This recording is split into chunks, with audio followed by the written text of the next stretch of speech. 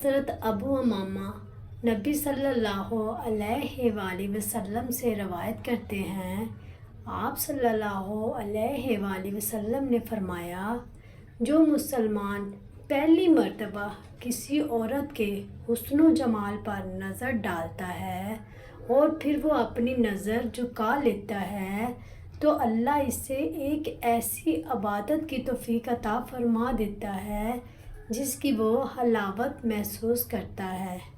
مشکوٰۃ المصابیح۔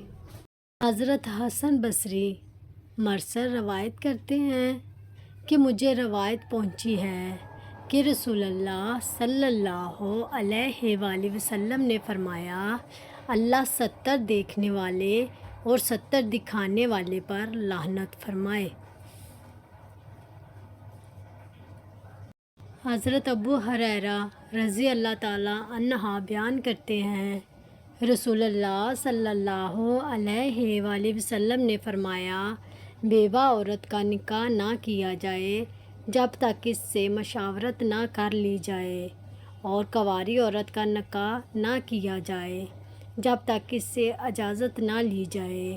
صحابہ کرام نے عرض کیا، اللہ کے رسول، اور اس کی اجازت کس طرح ہے؟ آپ صلی اللہ علیہ وآلہ وسلم نے فرمایا، اس کا خاموش رہنا اجازت ہے۔ پلیز لائک اور سبسکرائب ضرور کیجیے گا۔